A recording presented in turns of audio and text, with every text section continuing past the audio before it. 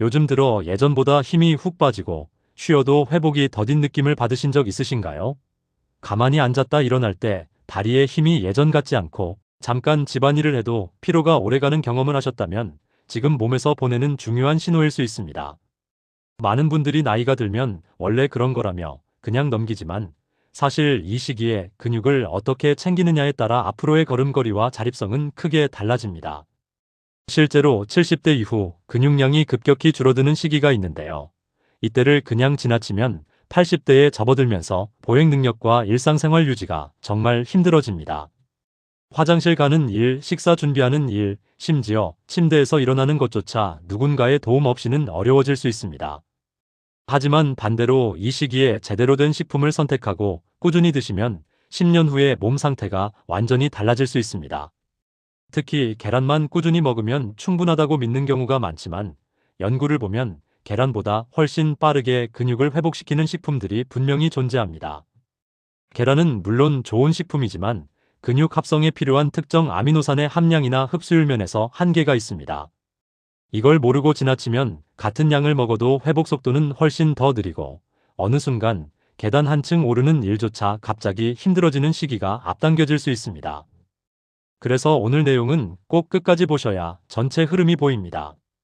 본격적으로 들어가기 전에 한 가지 여쭤보고 싶습니다. 지금 이 영상을 어떻게 보게 되셨나요? 우연히 추천이 떠서 들어오신 건지 아니면 가족분이 보내주셔서 눌러보신 건지 궁금합니다. 그리고 지금 어디에서 보고 계신지도 알려주세요. 집에서 편하게 보시는지, 쉬는 틈에 휴대폰으로 보시는지 댓글로 남겨주시면 제가 가능한 한 모두 읽고 답글도 드릴 생각입니다. 여러분의 한 줄이 또 다른 어르신께 큰 힘과 용기가 될 수 있습니다.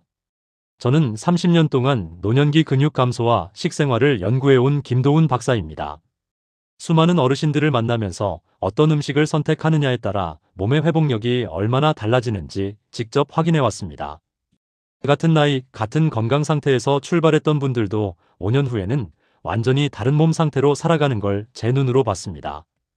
그 차이를 만든 건 바로 매일의 식탁 위 선택이었습니다.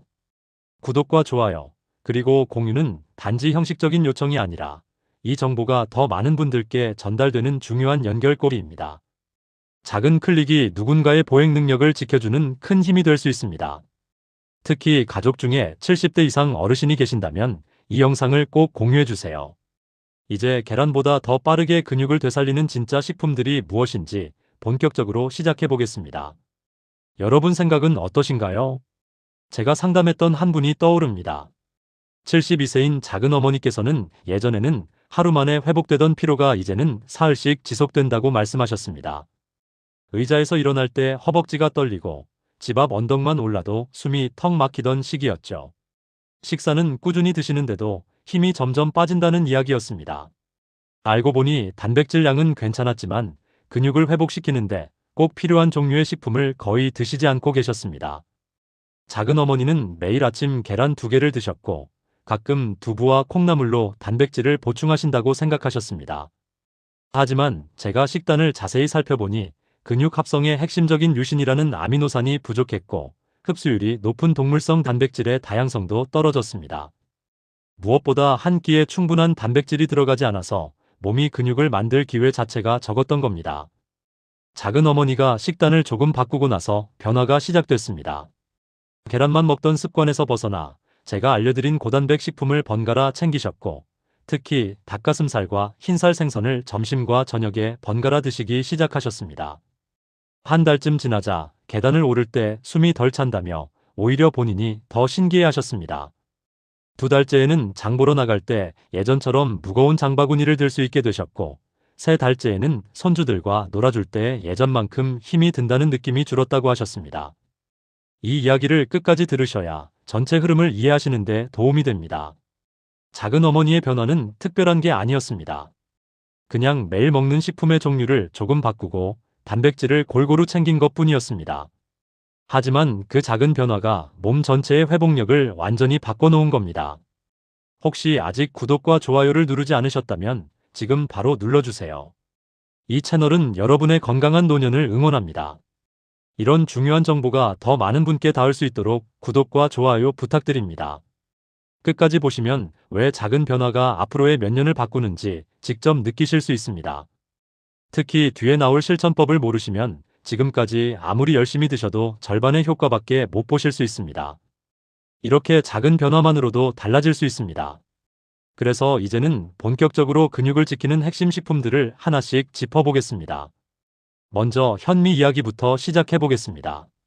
현미에는 식물성 단백질과 함께 마그네슘, 셀레늄, 비타민 B가 균형 있게 들어있어서 근육 회복을 돕는데 정말 중요한 역할을 합니다. 특히 마그네슘은 근육 수축과 이완에 필수적이고 셀레늄은 세포 손상을 막아주며 비타민 B9는 에너지 대사를 원활하게 만들어줍니다. 한국영양학회 연구를 보면 통곡물을 자주 먹는 노년층은 보행 속도가 떨어지거나 기능이 저하될 위험이 감소한 것으로 확인되었습니다. 제가 만난 분 중에 69세 박영수님이라는 분이 계신데요. 원래는 흰쌀밥만 드시다가 현미를 하루 한 끼로 바꾸셨습니다. 처음에는 소화가 걱정되셨는데 물에 충분히 불려서 부드럽게 지으니 오히려 소화가 편해지고 다리 힘이 덜 빠진다고 말씀하셨습니다. 특히 오후에 느껴지던 극심한 피로감이 줄어들었다고 하시더라고요. 이렇게 해보시면 도움이 됩니다. 흰쌀에 현미를 3대1 비율로 섞어 먹으면 부담 없이 지속 가능하거든요. 익숙해지시면 비율을 조금씩 높여가시면 됩니다.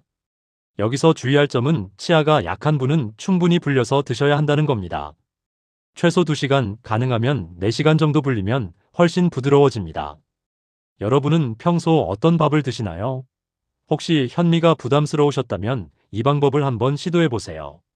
그 다음으로 많은 분들이 의외로 생각하시는 게 파스타나 국수류입니다. 한 끼에 단백질이 약 8지 정도 들어있고 복합 탄수화물이라서 에너지가 오래 지속돼서 피로를 줄여주는 효과가 있습니다. 해외 연구를 보면 지중해식 파스타 식단을 유지한 고령층에서 근육 감소 위험이 낮았다는 결과가 나왔어요. 이건 파스타 자체의 효과도 있지만 함께 먹는 올리브유, 토마토, 채소 등이 복합적으로 작용한 결과입니다. 75세 이정혜님은 주 3회 파스타를 드시는데요. 처음에는 나이 들어서 파스타를 먹는 게 어색하다고 하셨습니다. 하지만 통밀 파스타로 바꾸고 채소를 듬뿍 넣어 드시니까 소화도 잘 되고 산책 시간이 자연스럽게 길어졌다고 하십니다. 파스타에 브로콜리, 당근, 양파 같은 채소를 넣고 닭가슴살이나 새우를 함께 볶으면 한 끼 식사로 정말 훌륭합니다. 통밀 파스타에 채소와 단백질 식품을 곁들여 드시면 정말 좋습니다. 다만 과식하면 탄수화물 비중이 높아질 수 있어서 양 조절이 필요합니다. 한 끼에 건면 기준 70지에서 80지 정도가 적당합니다. 파스타는 부담된다고 느끼셨나요? 사실 잘 활용하면 영양 균형 잡힌 식사가 될 수 있습니다. 이제 해산물로 넘어가 볼게요. 가리비는 백지당 약 19지의 단백질이 들어있고 저지방의 저열량이면서 오메가3까지 함유하고 있습니다. 특히 가리비에 들어있는 타우린 성분은 근육 피로 회복에 도움을 줍니다. 해산물 섭취가 많은 고령층일수록 균형 감각과 근력 유지에 유리하다는 보고가 있습니다. 77세 최명수님은 가리비찜을 일주일에 2번 정도 즐기시는데요. 처음에는 가격 때문에 부담스러워 하셨지만 소량만 드셔도 효과가 있다는 걸 알고 나서 꾸준히 드시고 있습니다. 계단 오르기 부담이 줄었다고 하셨고 특히 무릎이 덜 시리다고 말씀하셨어요. 구이나 찜 형태로 조리하면 영양 손실이 적습니다. 버터나 기름을 많이 쓰지 않고 레몬즙과 마늘로 간단히 조리하면 담백하면서도 맛있습니다. 다만 염분이 많은 양념은 피하셔야 합니다. 가리비 자체에 감칠맛이 있어서 간을 세게 하지 않아도 충분히 맛있습니다. 가리비를 자주 드시는 편인가요? 마트에서 냉동 가리비도 구할 수 있으니 부담 없이 시도해보세요. 새우도 정말 좋은 선택입니다.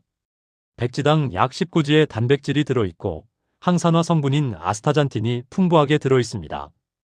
아스타잔틴은 강력한 항산화 물질로 세포 손상을 막고 염증을 줄여주는 효과가 있습니다. 갑각류를 섭취한 고령자에게서 인지 기능과 신체 능력이 더 좋았다는 연구 결과도 있어요. 71세 공미자님은 새우를 주 2회 드시는데요. 새우 볶음이나 새우찜으로 드시면서 손발 떨림이 줄었다고 하십니다. 특히 아침에 일어났을 때 느껴지던 손가락 뻣뻣함이 많이 나아졌다고 말씀하셨어요. 구이, 볶음, 찜 등 다양하게 활용해 보세요. 새우는 조리 시간이 짧아서 바쁘신 분들도 쉽게 만들 수 있습니다. 여기서 주의하실 점은 염분 많은 새우젓과는 다르다는 겁니다. 혼동하지 마세요. 신선한 새우나 냉동 새우를 사용하시고 소금을 많이 넣지 않고 조리하는 게 중요합니다. 새우 요리 중 어떤 방식을 좋아하시나요? 저는 개인적으로 마늘과 올리브유로 볶은 새우를 추천드립니다. 흰살 생선 중에서는 틸라피아를 추천드립니다. 백지당 단백질이 23g나 들어있고 소화가 정말 쉬운 생선입니다. 살이 부드럽고 비린내가 거의 없어서 생선을 잘 못 드시는 분들도 부담 없이 드실 수 있습니다. 흰살 생선을 먹는 고령층이 근육량과 뼈 건강 유지에 더 유리했다는 임상 보고가 있습니다. 73세 윤혜성님은 틸라피아를 찜으로 드시는데요. 일주일에 3번 정도 저녁 식사로 드시면서 다리 붓기가 눈에 띄게 줄었다고 말씀하셨어요. 특히 저녁에 느껴지던 종아리 답답함이 사라졌다고 하십니다. 레몬이나 허브를 곁들여 굽거나 찌면 좋습니다. 생강과 대파를 넣어 찌면 비린내도 없어지고 소화도 더 잘 됩니다. 다만 지방이 적어서 포만감이 빨리 사라질 수 있다는 점은 알아두세요.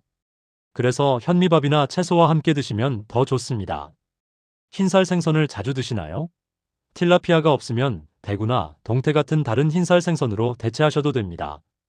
육류 중에서는 돼지 안심이 정말 좋습니다. 저지방 고단백이면서 비타민 B군이 풍부하게 들어있거든요. 특히 비타민 B1은 탄수화물을 에너지로 바꾸는데 필수적이고 비육는 단백질 대사에 중요한 역할을 합니다. 저지방 육류를 꾸준히 먹는 고령층은 보행 능력과 악력이 더 안정적이었다는 연구가 있습니다. 70세 신정호님은 돼지 안심을 볶아 드시는데요.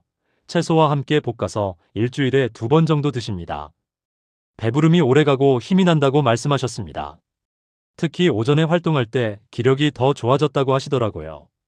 채소와 함께 볶아서 기름 사용을 최소화하시면 좋습니다. 양파, 피망, 버섯 등과 함께 볶으면 영양도 풍부하고 맛도 좋습니다. 두꺼운 부위는 질길 수 있어서 얇게 썰어 조리하는 게 중요합니다. 고기를 먹기 전에 30분 정도 실온에 두면 더 부드럽게 익습니다. 돼지고기 중 어떤 부위를 즐겨 드시나요? 안심은 지방이 적어서 노년층에게 정말 좋은 선택입니다. 칠면조 가슴살도 빼놓을 수 없습니다. 백지당 26g의 단백질이 들어있고 지방과 콜레스테롤이 매우 낮습니다. 닭가슴살과 비슷하지만 식감이 조금 더 부드럽고 담백합니다. 저지방 가금류를 섭취한 분들에게서 근육 유지와 노쇠 위험 감소가 확인되었습니다. 78세 문혜수님은 칠면조를 샐러드에 곁들여 드시는데요. 구워서 얇게 썰어 채소와 함께 드시니까 피로가 줄었다고 하십니다. 특히 점심 식사 후 오후에 느껴지던 나른함이 많이 사라졌다고 말씀하셨어요. 구워서 얇게 썰어 샐러드나 밥 반찬으로 활용해 보세요. 샌드위치에 넣어 드셔도 좋습니다. 건조하지 않게 물이나 채소와 함께 조리하시는 게 좋습니다. 칠면조는 수분이 적어서 너무 오래 굽면 퍽퍽해질 수 있으니 주의하세요. 칠면조 가슴살은 드셔보신 적 있으신가요?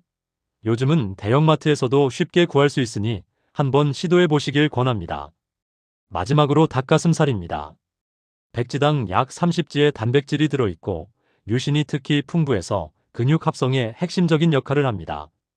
류신은 근육 단백질 합성을 직접 자극하는 아미노산으로 노년층에게 특히 중요합니다. 닭고기 위주의 식단을 유지한 고령층이 보행 속도와 균형 능력이 더 안정적이었다는 보고가 있습니다. 76세 김동용님은 닭가슴살을 매일 소량씩 드시는데요. 처음에는 퍽퍽하다고 생각하셨지만 제가 알려드린 방법대로 물에 삶아서 찢어 드시니까 계단 오르기가 정말 쉬워졌다고 하셨어요. 매일 조금씩 드시니까 3개월 만에 2층까지 숨 안 차고 올라가실 수 있게 되셨다고 합니다. 국, 구이, 찜, 샐러드 등 부담 없이 다양하게 활용해 보세요.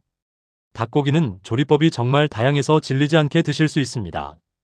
과도한 염분 섭취는 피하셔야 합니다. 닭가슴살을 삶을 때 소금을 많이 넣지 마시고 삶은 후에 야채와 함께 무쳐 드시면 좋습니다. 닭고기는 어떤 조리법을 가장 선호하시나요? 저는 개인적으로 삶아서 채소와 함께 무친 닭가슴살 샐러드를 추천합니다.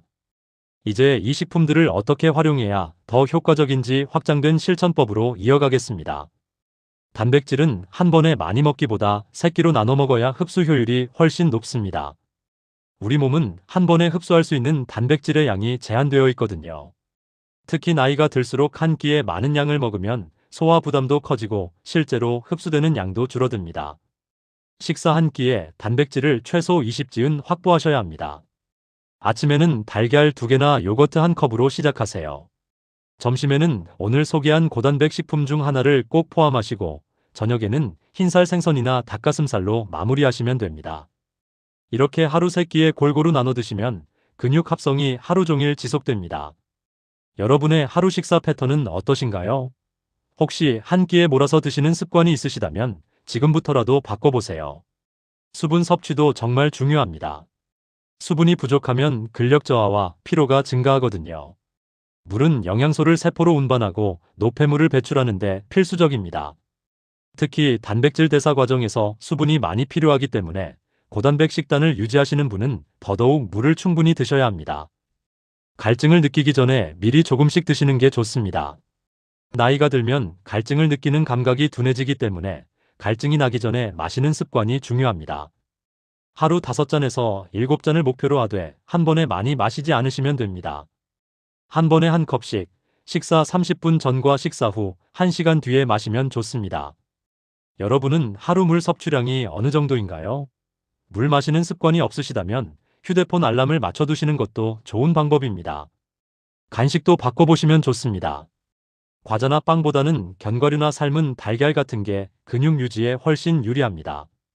과자는 당분과 정제 탄수화물이 많아서 혈당을 급격히 올렸다 내리기 때문에 오히려 피로감을 증가시킵니다. 반면 견과류는 좋은 지방과 단백질, 비타민 E가 풍부해서 근육 건강에 도움이 됩니다. 다만 견과류는 하루 한 줌 이상 과다 섭취하시면 안 됩니다. 칼로리가 높아서 많이 드시면 체중이 늘 수 있거든요. 식사 사이에 허기질 때 소량만 드세요. 아몬드 7개에서 10개, 호두 3개에서 4개 정도가 적당합니다. 평소 간식은 어떤 걸 드시나요? 달달한 과자 대신 고소한 견과류로 바꿔보시면 몸이 달라지는 걸 느끼실 겁니다. 식사 후 가벼운 움직임도 중요합니다. 소화와 혈당 조절뿐 아니라 근육 활성화에도 도움이 되거든요.